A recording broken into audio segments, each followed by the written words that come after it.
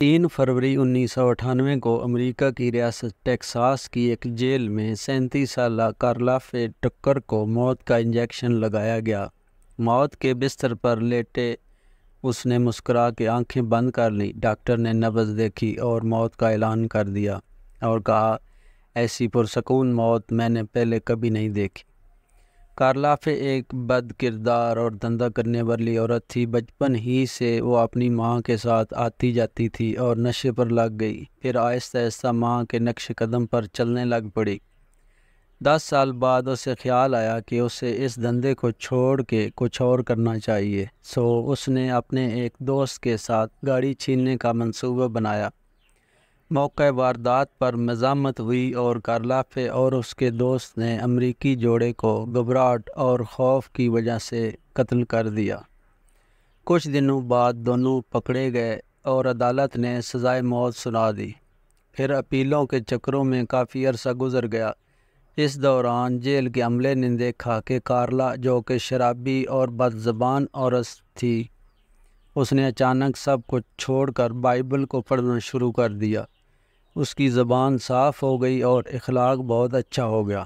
وہ اکثر اپنے سیل میں بائبل پڑھتی رہتی تھی۔ اس نے ملنا جلنا اور بات چیت بھی ختم کر دی تھی۔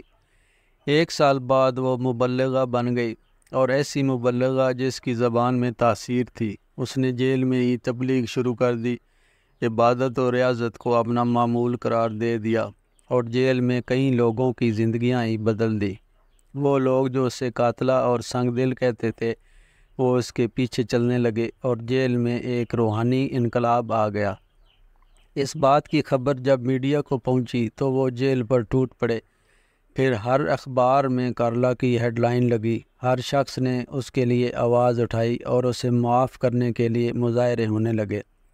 انسانی حقوق کی تنظیموں نے امریکہ میں کارلا بچاؤ تحریک شروع کر دی، اور احتجاج یہاں تک بڑھا کہ زندگی میں پہلی بار پوپ جان پال نے عدالت کو سزا معافی کی باقاعدہ درخواست دے دی، لیکن عدالت نے ٹھکرا دی۔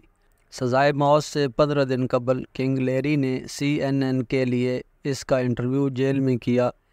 اس انٹرویو کے بعد پورے امریکہ نے کہا کہ نہیں، یہ وہ قاتلہ نہیں بلکہ یہ ایک معصوم ہے۔ لیری نے پوچھا، تمہیں موت کا خوف نہیں ہوتا؟ کارلا نے پرسکون انداز میں جواب دیا، بالکل بھی نہیں، بلکہ میں اس رب کو ملنا چاہتی ہوں جس نے میری پوری زندگی ہی بدل دی۔ امریکی شہریوں نے متفرقہ رحم کی appeal Texas board of pardon and payroll کے سامنے پیش کی۔ بورڈ نے سزا معافی سے انکار کر دیا۔ فیصلہ سن کر عوام ٹیکساس کے گورنر، جو اس وقت جارج بش تھے، کے گھر کے سامنے آ گئے اور احتجاج کرنے لگے۔